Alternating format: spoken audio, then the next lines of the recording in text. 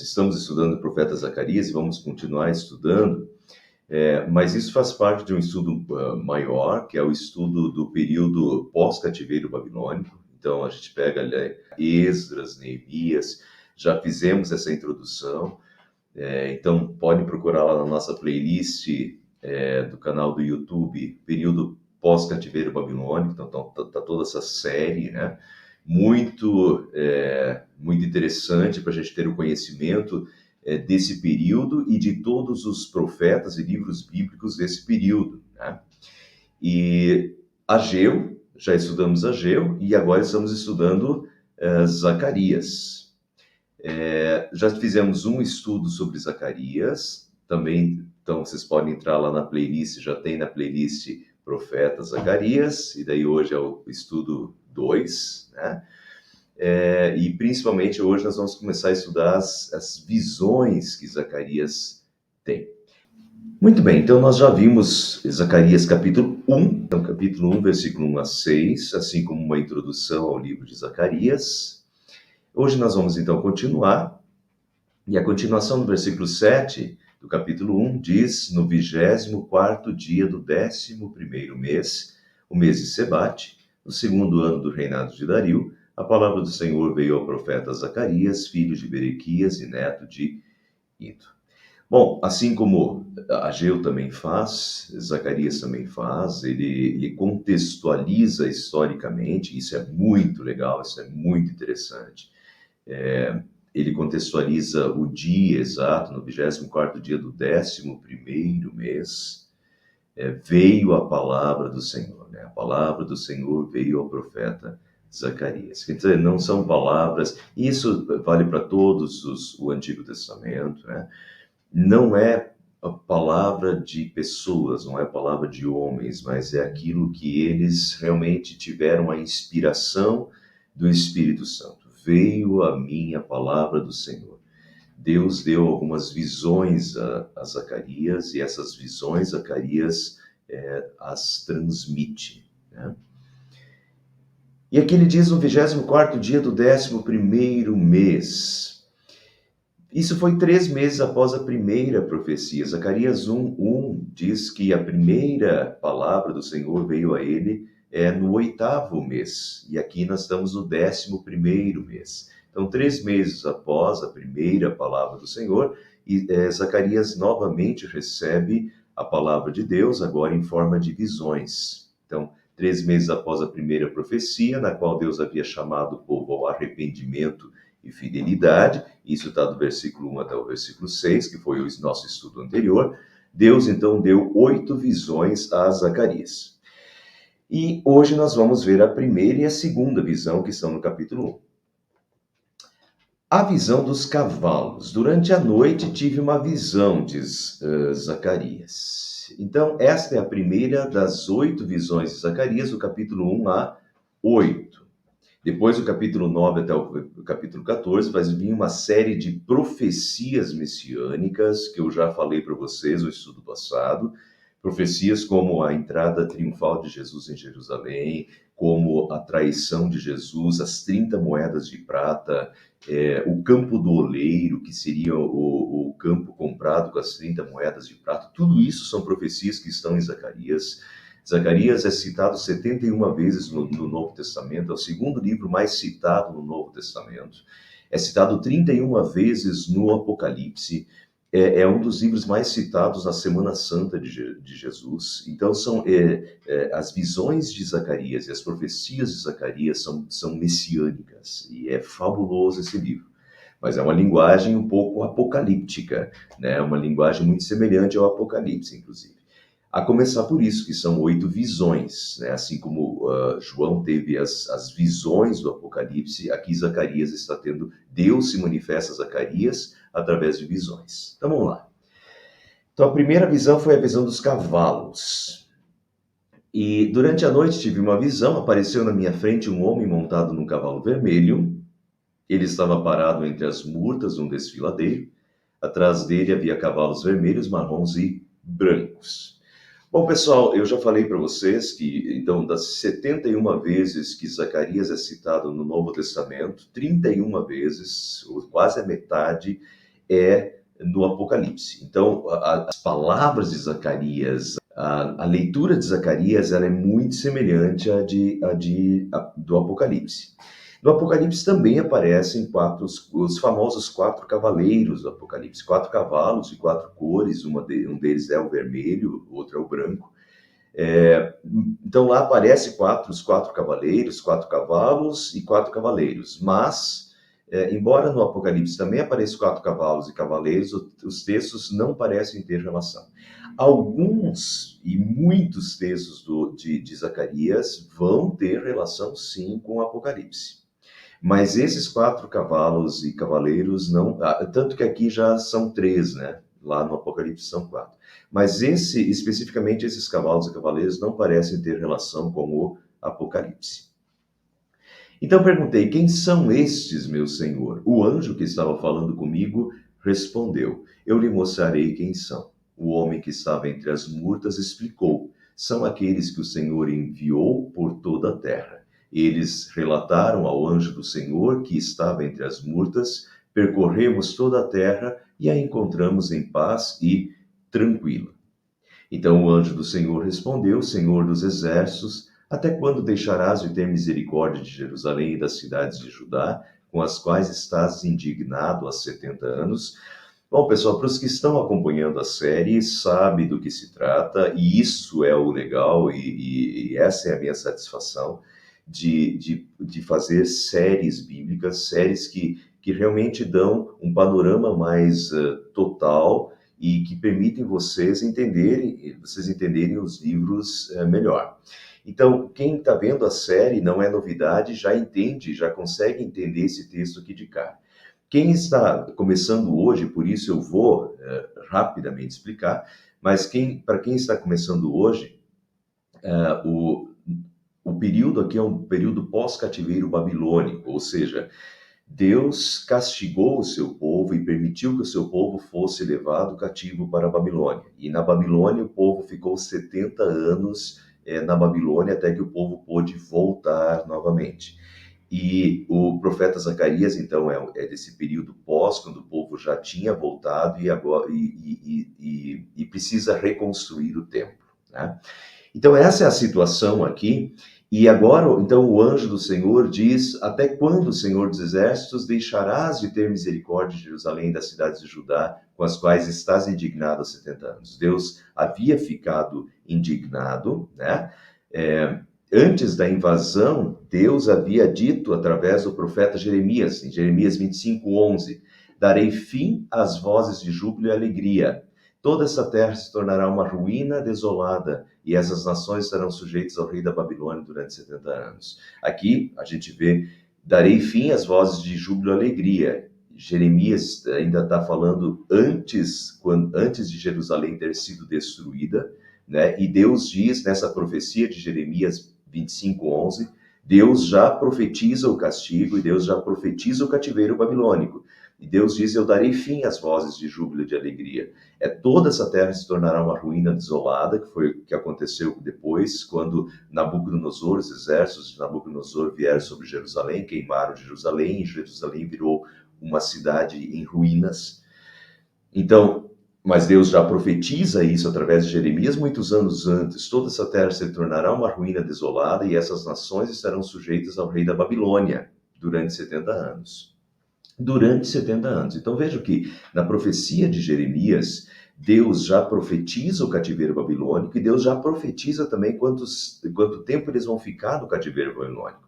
70 anos. E Jeremias já diz isso antes de acontecer. Agora, vocês vejam, e eu faço questão de frisar isso, porque aqui nós temos novamente, para aqueles que, não para vocês, mas até para vocês se fortalecerem na fé, e até serviram de testemunha para aqueles que ignoram esses fatos. Aqui nós temos a inspiração bíblica muito nua e crua, né? Essa inspiração bíblica, Deus, antes de acontecer, Deus já profetiza que vai acontecer, e Deus já até diz que vai durar, o cativeiro babilônico vai durar 70 anos. E fala isso antes de acontecer através do profeta Jeremias.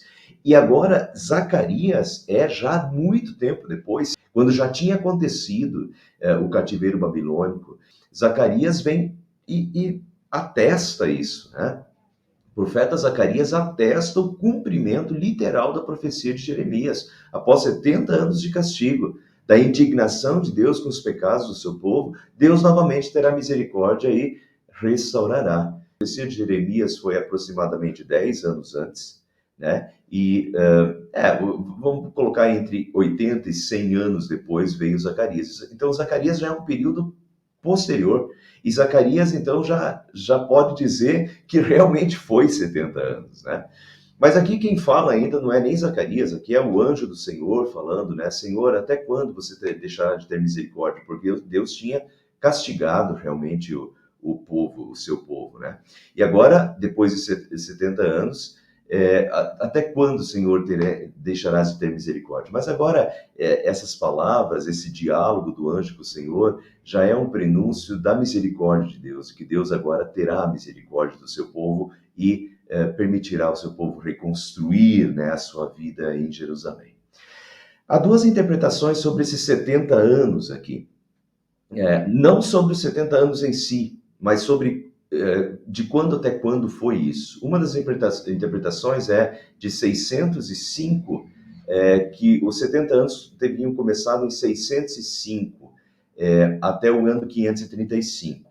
Que 605 foi o ano em que o Império Babilônico venceu a Batalha de Carquemes, a famosa Batalha de Carquemes contra o Egito.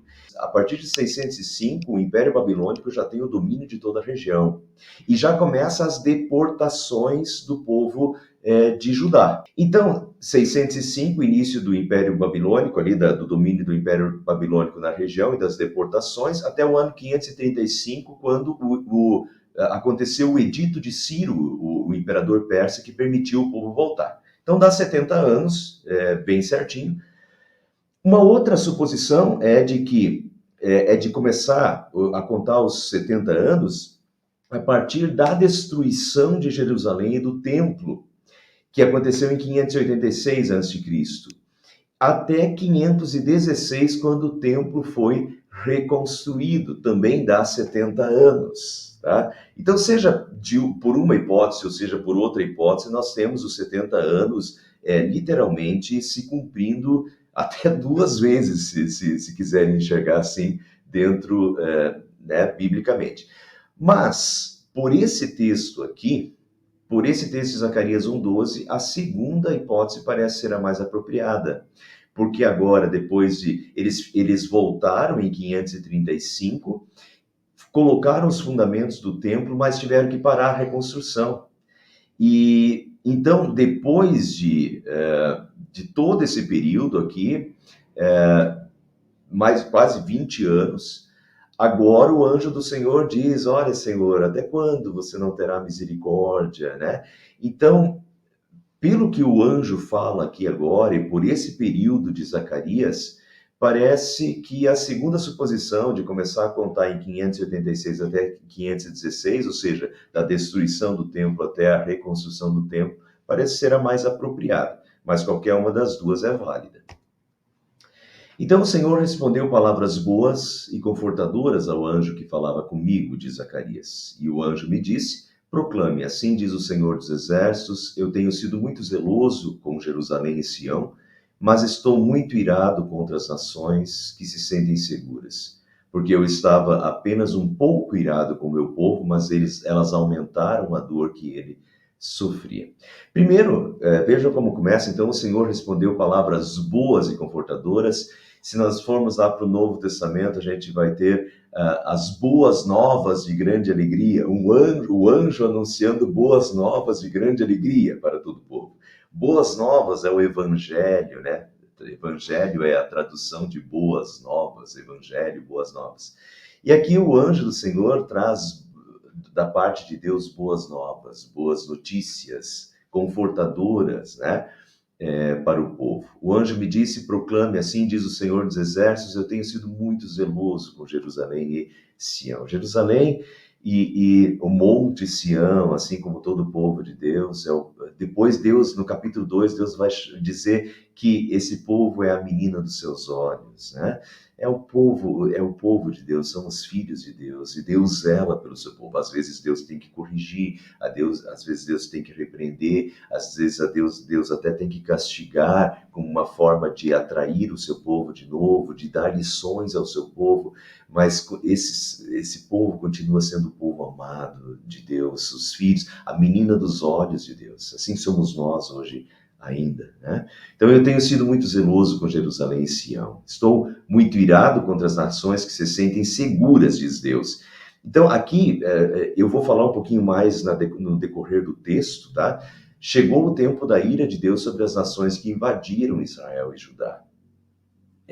Babilônia, Assíria, né? Estou muito irado contra as nações que se sentem seguras, elas aumentaram a dor que ele sofria. Eu já vou falar um pouquinho mais sobre isso, porque a próxima visão vai estar muito relacionada a isso. Antes, então fiquem com isso daqui em mente, daqui a pouco a gente volta a isso. Então o Senhor respondeu palavras boas e confortadoras, proclame assim, diz o Senhor dos Exércitos, eu tenho sido muito zeloso com Jerusalém e Sião. Chegou o tempo da misericórdia de Deus com Jerusalém. Vejam a continuação do texto que mostra isso claramente. Por isso assim diz o Senhor, estou me voltando para Jerusalém com misericórdia, e ali o meu templo será reconstruído, a corda de medir será esticada sobre Jerusalém, declara o Senhor dos Exércitos. Então vamos relembrar, o templo tinha sido destruído em 586, completamente destruído, né? E agora é a hora de reedificar o templo, e assim também toda a cidade de Jerusalém tinha sido destruída e queimada pelos exércitos de Nabucodonosor. E a cidade precisava ser reedificada. E agora Deus diz, né, texto anterior, que Deus disse palavras boas e confortadoras. E essas palavras boas e confortadoras estou me voltando para Jerusalém com misericórdia, e ali o meu templo será reconstruído. Então agora vai acontecer a reconstrução do templo sob a bênção de Deus, e a corda de medir será esticada sobre Jerusalém. A corda de medir será esticada sobre... isso é reconstrução da cidade e do templo. Meçam, pode começar a medir o terreno, né? Porque a reconstrução vai acontecer e vai começar. Jerusalém vai ser reconstruído, o templo vai ser reconstruído. Essa corda de medir, ela vai aparecer nos próximos capítulos de novo, mas ela simboliza essa medição de Jerusalém. Pode começar a medir, né, e preparar o terreno, porque a misericórdia do Senhor agora veio, e o Senhor vai abençoar a reconstrução e do seu santo templo. Diga mais, assim diz o Senhor dos Exércitos, as minhas cidades transbordarão de prosperidade novamente. E o Senhor tornará a consolar Sião e a escolher Jerusalém. Então vejam a misericórdia de Deus, as minhas cidades transbordarão de prosperidade novamente. Deus tinha tirado as suas mãos de bênção, o povo tinha se afastado, esse é o ciclo dos juízes, esse é o ciclo sempre de novo, e a gente tem que cuidar para não ser o ciclo da nossa vida também, muitas vezes o ciclo às vezes, em tempos de paz e de bonança, o povo começa a ficar orgulhoso, prepotente, arrogante, autossuficiente, e o povo começa a se afastar de Deus e achar que não precisa de Deus, né? E então o povo se afasta de Deus, e Deus então tira suas mãos de bênção, e o povo então sem a bênção do Senhor, percebe que sem Deus eles não são nada.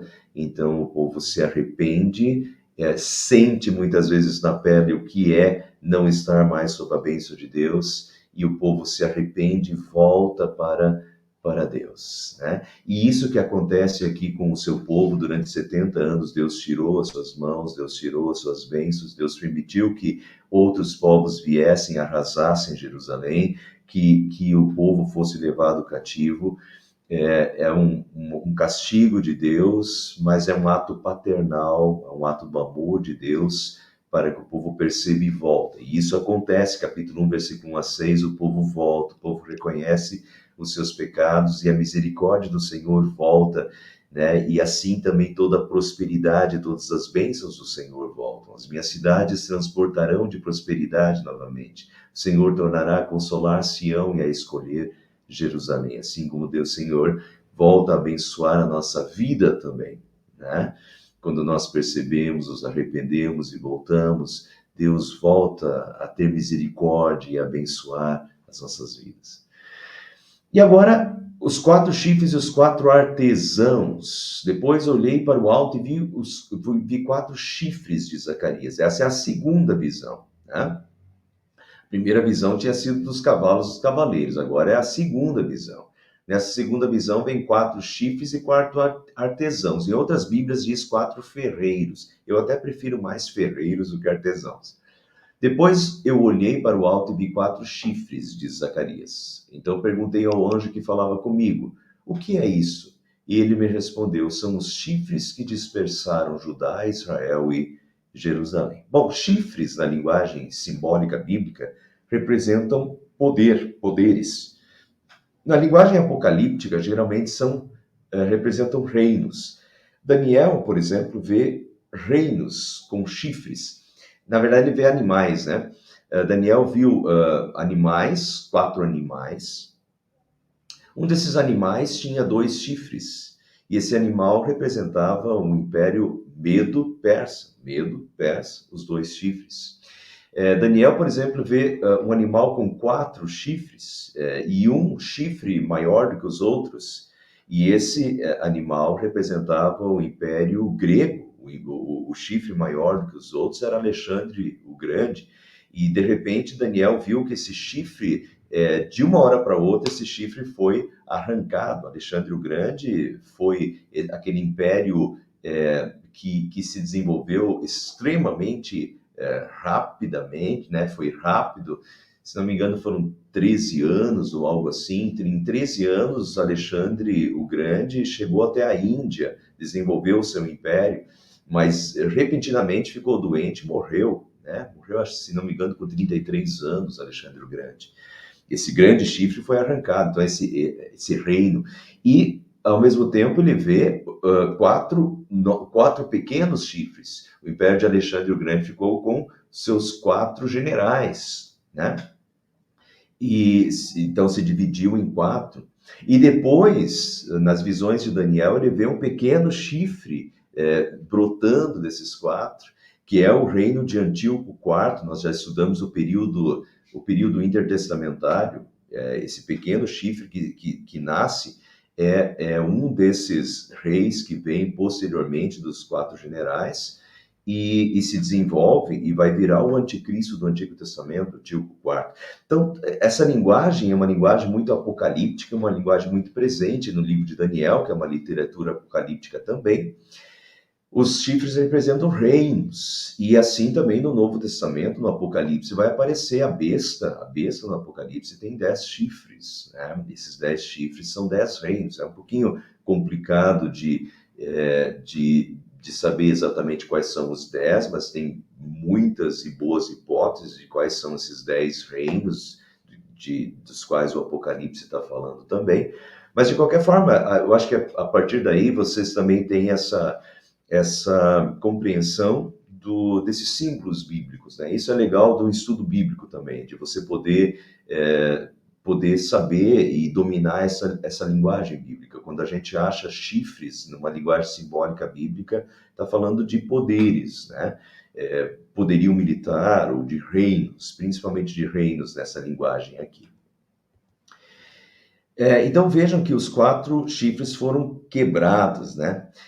A questão é 4 chifres em linguagem literal ou figurada.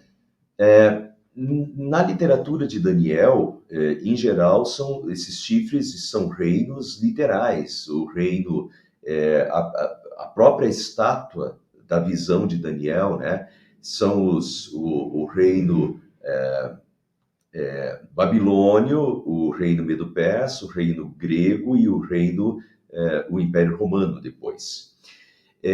Muito bem, então Daniel parece que trata muito literalmente. Na linguagem de Daniel, os chifres representam realmente reinos existentes. Zacarias é da mesma forma?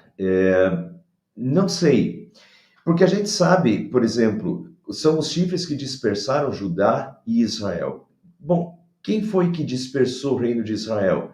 foram os assírios, em 722, que venceram Israel. E o reino de Judá, a gente sabe que foram os babilônios, em 586. Bom, 4 chifres, quem seriam os outros 2? Não sei. Os chutes que se dão, que os estudiosos dão, não me convencem, sinceramente, de que alguns dizem que é da mesma forma que Daniel interpretou, seria o Império Medo-Persa e depois o Império Romano, mas isso é posterior. Não sei se isso é uma boa hipótese. De qualquer forma, 2 a gente sabe, o Império Assírio e Babilônico, mas será que é literal? Uma outra hipótese muito viável, porque no Apocalipse também aparece, quando se fala de 4, quando a linguagem de 4, quando aparece 4 na Bíblia, principalmente 4 no Apocalipse, normalmente se está referindo aos 4 pontos cardeais, e isso simboliza todo mundo, né? Os 4 cantos da terra, uma linguagem bíblica também, norte, sul, leste, oeste, que perfaz toda a terra. E eu acho que em Zacarias aqui, é mais por esse lado. É uma linguagem mais figurada, representando os 4 pontos cardeais, ou seja, todos os que prejudicaram o povo de Deus, né? São os chifres que dispersaram Judá, Israel e Jerusalém. Ou seja, todos aqueles povos que dispersaram ou que prejudicaram o povo de Deus. Vejam que Deus mandará quem quebrará o poder dos 4 chifres. Depois o Senhor mostrou-me 4 artesãos. Em algumas Bíblias é traduzido como ferreiros. Eu perguntei o que eles vêm fazer. Ele respondeu: ali estão os chifres que dispersaram Judá, a ponto de ninguém conseguir sequer levantar a cabeça. Mas os artesãos ferreiros vieram aterrorizar e quebrar esses chifres das nações que se levantaram contra o povo de Judá para dispersá-lo. Então Deus manda ferreiros, né? Assim como são 4 chifres, Deus manda 4 ferreiros quebrar. Esses 4 ferreiros vêm para quebrar os quatro chifres, né? Ou seja, Deus vai dar cabo dessas nações que diz aqui aterrorizaram, né? Aterrorizaram.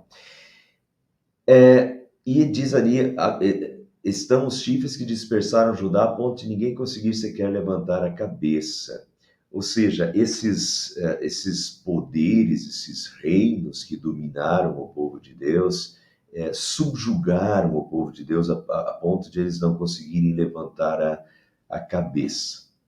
Bom, fiquem com isso em mente, porque daqui a pouco eu vou voltar um pouquinho mais a isso. Mas a questão aqui é bem clara, em que Deus está dizendo que ele esses chifres são esses poderes, esses reinos, que diz aqui que dispersaram. A dispersão é a diáspora, né? A famosa diáspora, que eu já comentei lá quando nós estudamos o período intertestamentário. Mas essa diáspora é quando o povo de Deus, né, o povo de Israel, é disperso, é espalhado, é levado cativo e espalhado pela face da terra. E depois o povo de Judá, né, e de Jerusalém também é levado cativo e é disperso pela terra. Essa famosa diáspora, a dispersão do povo de Deus, que é levado cativo para outras nações, né, disperso pela terra. Muito bem. Então agora Deus diz que ele vai quebrar os chifres. Deus vai quebrar o poder desses reinos, que Deus vai mandar ferreiros que vão quebrar esses chifres, quebrar esses poderes. Vamos voltar agora para aquele versículo anterior e vamos juntar as coisas. E o anjo do Senhor me disse: proclame, assim diz o Senhor dos Exércitos, eu tenho sido muito zeloso com Jerusalém e Judá, mas estou muito irado contra as nações que se sentem seguras. Porque eu estava um pouco irado com o meu povo, mas elas aumentaram a dor que ele sofria. Então Deus usou as nações para castigar o seu povo. Isso é fato. Isso é bíblico, né? Vejam, em Isaías 47, 5 e 6, diz: sente-se em silêncio e entre nas trevas, cidade dos babilônios. Você não será mais chamada rainha dos reinos. Eu fiquei irado contra o meu povo e profanei a minha herança. Vejam, então, eu fiquei irado contra o meu povo e profanei a minha herança. Profanei aqui tratei com desprezo a minha herança. Era o povo de Deus. Deus ficou irado contra o seu povo por causa dos seus pecados, por causa dos seus desvios. Deus mandou os profetas, eles não aceitaram. Deus manda castigo. E o castigo que Deus manda é através dos assírios e dos babilônios, né? A gente vai ver já que Deus chama os assírios de a vara nas suas mãos. É como se os assírios fossem a vara na mão de Deus castigando o seu povo. Muito bem, então fiquei irado contra o meu povo e profanei a minha herança. Eu os entreguei nas suas mãos. Deus entrega o seu povo nas mãos dos babilônios, é o que está dizendo aqui, né? E você não mostrou misericórdia para com eles. Mesmo sobre os idosos você pôs um jugo muito pesado. E aqui que está, pessoal, por mais Deus usa os assírios e usa os babilônios como a vara nas suas mãos para castigar o seu povo. Mas eles exageraram no que fizeram, né? Nas maldades que fizeram. Então vejam, estou irado contra as nações que se sentem seguras, que aumentaram a dor que eles sofriam. Eu estava apenas um pouco irado com o meu povo. Quer dizer, Deus queria castigar o seu povo, sim, né? Deus queria usar os assírios e babilônios como varas às suas mãos, sim, para castigar o seu povo, sim, mas não do modo como os assírios e babilônios fizeram, né? Eles aumentaram a dor que eles sofriam. E agora em Isaías diz que mesmo sobre os idosos você pôs um jugo muito pesado. Quer dizer, eles exageraram. E aí que está. Deus usa outros povos para castigar o seu povo e os seus filhos, para trazer os seus filhos de volta, mas Deus também vai julgar o que os outros fizeram e vai julgar cada um. Vejam em Isaías capítulo 10, versículos 5 a 12, Deus vai falar dos assírios, o povo que invadiu o reino do norte e dispersou o povo de Israel. Ai dos assírios, a vara do meu furor. Então veja, os assírios eram a vara do furor de Deus, a vara na mão de Deus, isso é fato. Mas Deus diz, ai dos assírios, a vara do meu furor, em cujas mãos está o bastão da minha ira. Então, de fato, a ira de Deus se manifestou através dos assírios contra o seu povo. Agora vejam, eu os envio contra uma nação ímpia, contra um povo que me enfurece, que é o seu próprio povo, né? O povo de Deus. Agora vejam, o que Deus permitiu? Para saqueá-lo, arrancar-lhe os bens e para pisoteá-lo como a lama das ruas. Isso era o que Deus queria para humilhar o seu povo e trazer o seu povo de volta. Agora vejam o que eles fizeram. Mas não é o que eles pretendem, o que os assírios pretendem. Não é o que eles, os assírios, têm planejado. Antes, o seu propósito é destruir e dar fim a muitas nações. Então, enquanto Deus queria que os assírios saqueassem, arrancassem os bens, ou seja, dar uma lição no seu povo, os assírios foram lá e queriam destruir o povo. E por isso eles serão julgados. Daí o Senhor diz, quando o Senhor terminar toda a sua obra contra o seu monte Sião, ou seja, terminar de fazer o que ele quer, de dar uma lição, e contra Jerusalém, ele dirá, castigarei o rei da Síria. Agora, Deus usa os assírios como vara na sua mão, sim, contra o seu povo, mas depois Deus vai chamar os assírios a prestar conta do que eles fizeram, porque eles foram muito além e trataram com perversidade o povo de Deus. E eles vão ter que responder pelo que eles fizeram.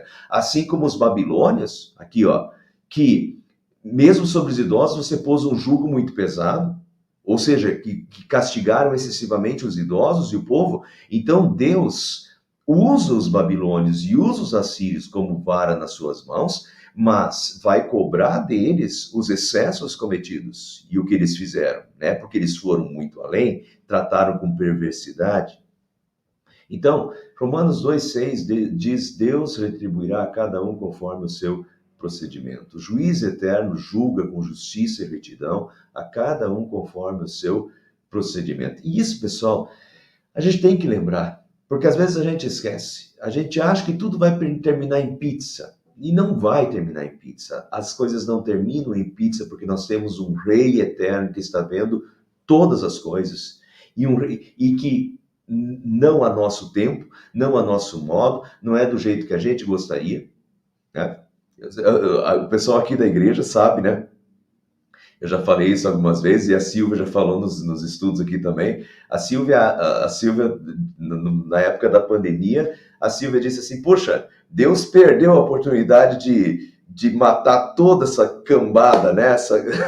Do, de maus políticos, de maus juízes. Na época da pandemia, Deus podia ter feito uma limpa, segundo a Silvia. E era a nossa vontade, de fato, né? Pô, Deus podia ter aproveitado a pandemia para fazer uma limpa nesse mundo. Mas não foi do jeito que a gente até gostaria, achava que Deus poderia ter feito isso, né? Mas Deus não fez. Então não é do nosso tempo, não é do nosso modo, e às vezes a gente vê a proliferação, assim como o povo de Deus viu, e os profetas de Deus viram a proliferação da maldade do povo na época de Isaías, na época de Jeremias, razão por que veio o castigo. Mas às vezes a gente vê isso tudo e acha que, puxa, isso não vai dar em nada. Vai dar sim, Deus está vendo, e Deus sempre julgou e Deus vai continuar julgando com retidão, a seu tempo e a seu modo, mas há um juiz justo e há um julgamento justo sobre esse mundo. Então, Deus mandará quebrar o poder dos 4 chifres. Aqui é bem claro que Deus vai mandar 4 ferreiros quebrar o poder dos 4 chifres. Muito bem, pessoal. Todos os reinos e reinados poderosos da Terra sempre foram derrubados e passaram. Vamos pensar, vamos olhar para o passado. Império Egípcio foi dominante durante uma boa parte basta abrir os nossos livros do ensino fundamental e médio. Império Egípcio foi extremamente poderoso, né? Mas caiu, ruiu. Que é o Egito hoje. O Império Assírio foi um império preponderante durante uma boa parte da história da humanidade no Antigo Testamento, extremamente poderoso. Caiu, ruiu. Império Babilônico. Babilônia era uma das 7 maravilhas do mundo. Império Babilônico, famoso Nabucodonosor. Até o Império Babilônico teve diversas fases na história, né? Não é questão de Bíblia, é abrir livros do ensino médio. Tá? O Império Babilônico foi uma grande potência em termos de exércitos, em termos de cultura. Ruiu. Que é a Babilônia hoje? Irã, Iraque. O que é o Irã, Iraque hoje? Isso era a Babilônia na época.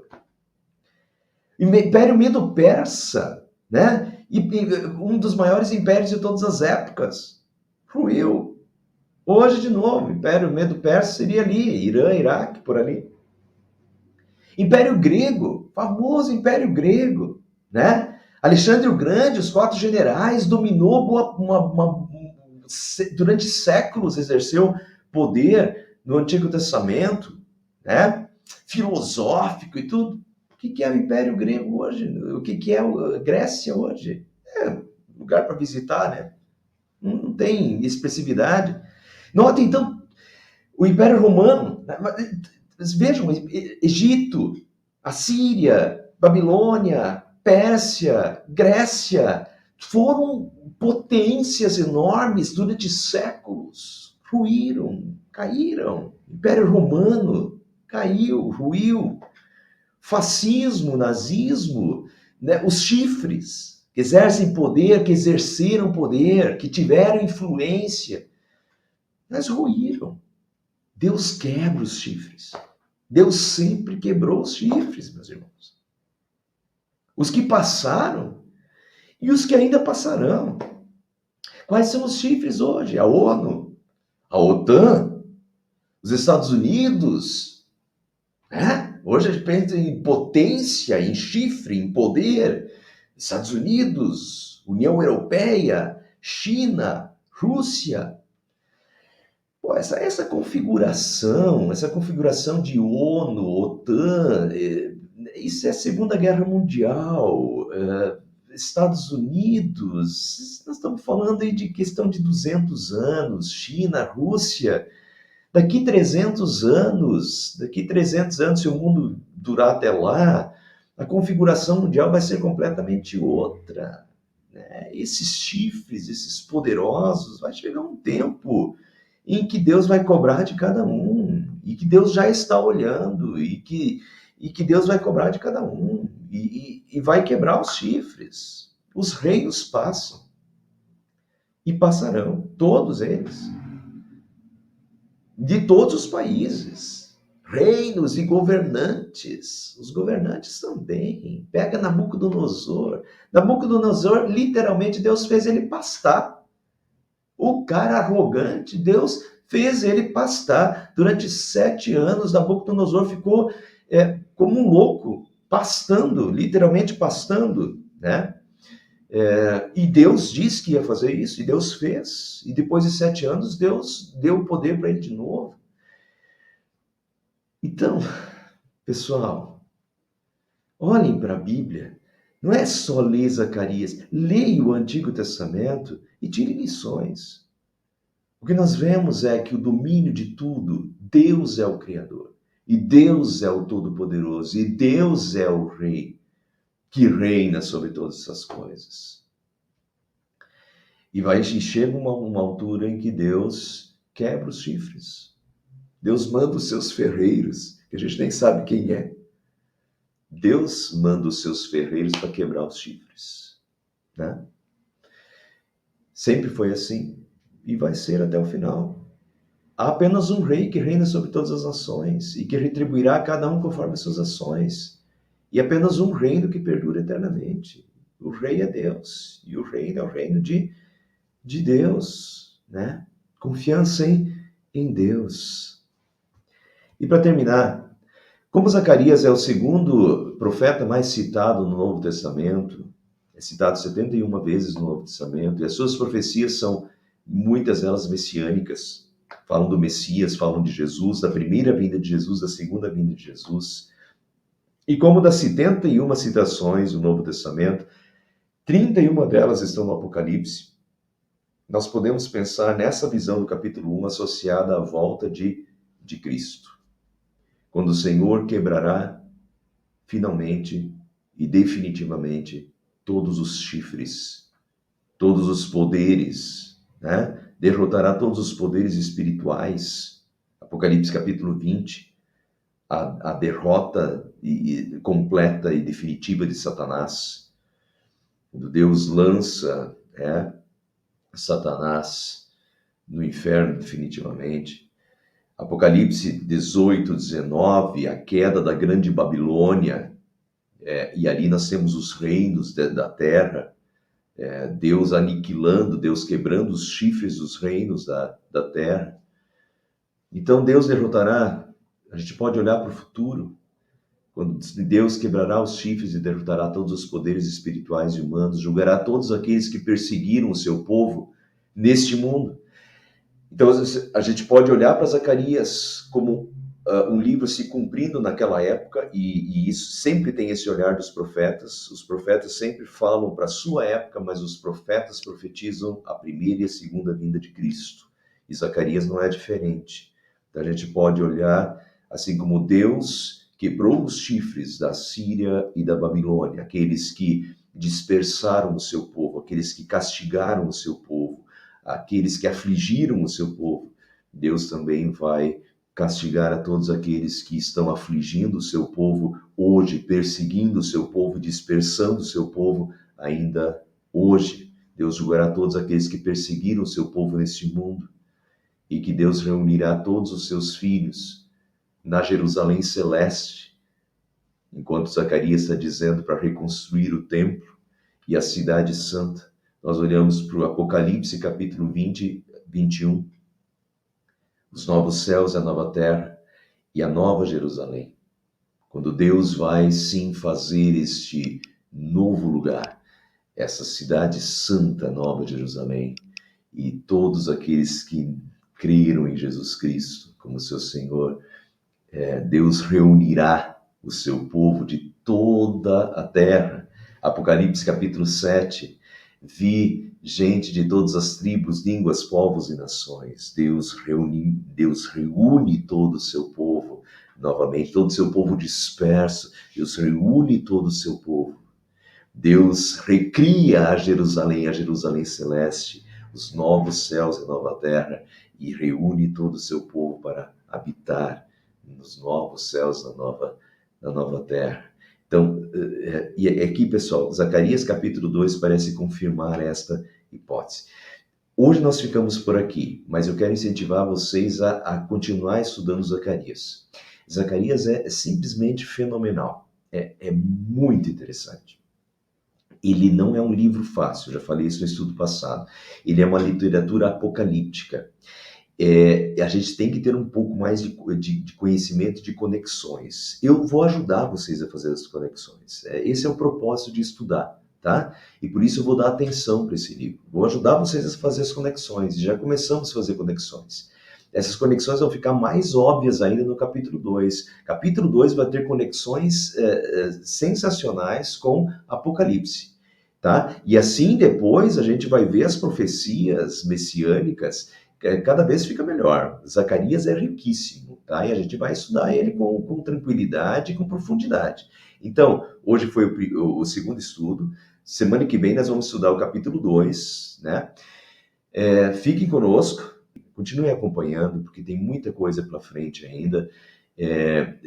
Através de Zacarias a gente olha Jesus, a gente olha a primeira vinda de Jesus, a gente olha a segunda vinda de Jesus, a gente olha as profecias do Apocalipse também, né, que estão aí à nossa frente ainda hoje. Mas fé em Deus. Deus é o Rei que está reinando. E o seu reino é o reino eterno. Estando com Ele, nós estamos com o Rei e estamos no reino eterno. Amém.